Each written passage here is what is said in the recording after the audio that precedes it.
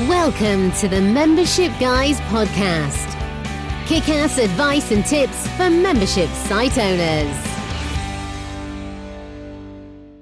What's up, everyone? Welcome to the Membership Guys podcast. I'm your host, Mike Morrison, one half of the aforementioned Membership Guys. This is the #1 podcast in the world for proven practical tips and advice on growing your successful membership business. Now, these days, it seems like memberships are a hot topic. Everybody's talking about them. Everyone seems to be starting a new membership. You can't turn without seeing somebody going on about memberships.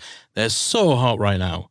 But what happens when all this hype, all this excitement about memberships dies down and people inevitably move on to the next thing? What will that mean for the future of the membership model? Are memberships just the new shiny fad? And is there any point in even starting a membership if the bubble is about to burst? Now, we've been hearing this kind of talk and these sort of questions a lot recently, particularly people worried about whether they've missed the great membership bandwagon. So I want to tackle this head on in today's episode. And to do that, we need to revisit what I've just said in my introduction. Memberships are a hot topic. Everybody's talking about them. Everyone's starting one. All the hype. There's such a shiny fad. People are going to move on to the next thing eventually. None of that's actually true.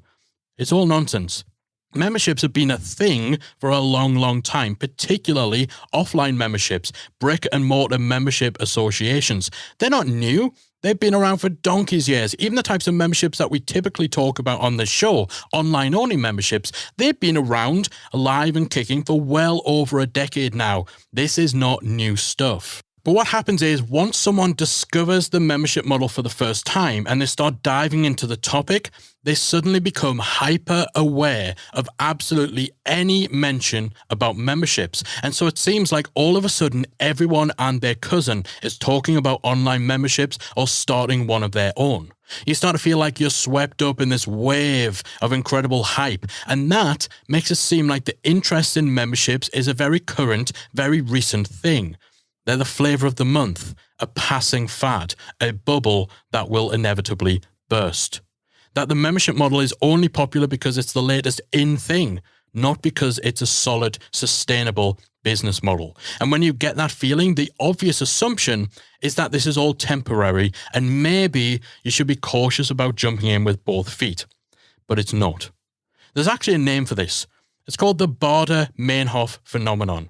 This is otherwise known as the recency illusion, and this occurs when the thing you've just noticed, experienced, or heard about suddenly starts cropping up absolutely everywhere on a constant basis. Suddenly everyone is talking about this subject. And you're not going crazy. You are totally seeing it more, but that's because you're noticing it more. You're more attuned to this topic coming up. This is also referred to as red car syndrome. Anyone who's bought a new car or even gone shopping for a car will have experienced this. You buy a shiny new red car and then on the drive home, all of a sudden you realize every blooming car on the road is red, or it's the same model as yours, or the same make as yours.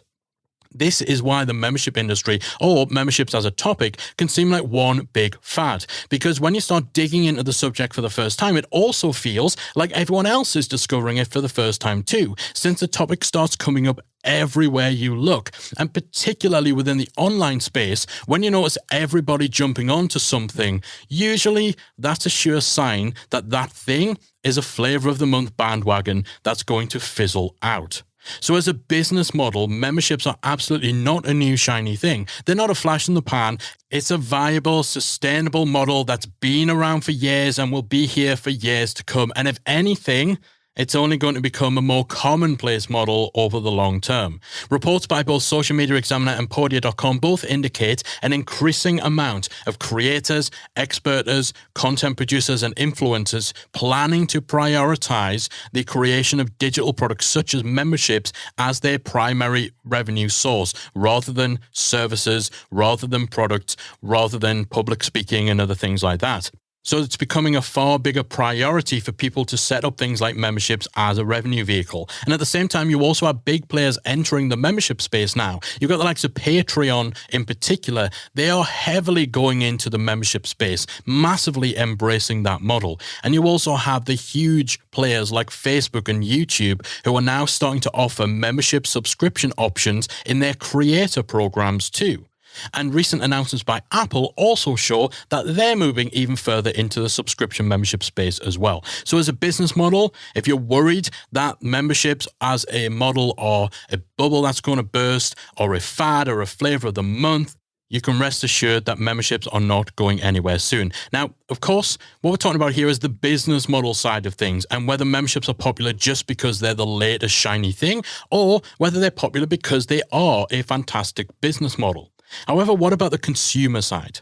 While the membership space does keep going from strength to strength, the subscription market as a whole has absolutely exploded in recent years. And while there's a lot of great things about that for the consumer, all the extra choices, all the new options that people have, there's more flexibility and more choice than people have ever had before. This has led to a downside. It's created something called subscription fatigue. And this is absolutely something that membership site owners need to contend with. Now, I'm going to dive deeper into that topic in next week's episode. So make sure you listen in for that. And I'm going to give you my top tips for how membership site owners can combat that. If you're not already subscribed to the show, make sure you hit that button to ensure you do not miss that episode. So this is a nice short one, a little bit of a rant, but hopefully if you are in that early stage of thinking about membership, or if you've recently started a membership and now you're worrying that you may have made the wrong move, that maybe you got swept up in all of this newfangled hype about the membership industry and all that sort of stuff, hopefully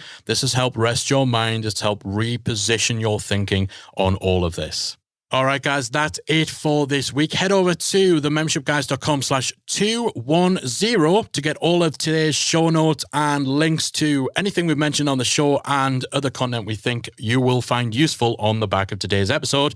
That is me, Dern. I will see you again next week for another episode of the Membership Guys Podcast. If you've enjoyed today's episode of the Membership Guys Podcast, we invite you to check out the membersiteacademy.com. The Member Site Academy is the essential resource for anyone at any stage of starting, growing, and running a membership website.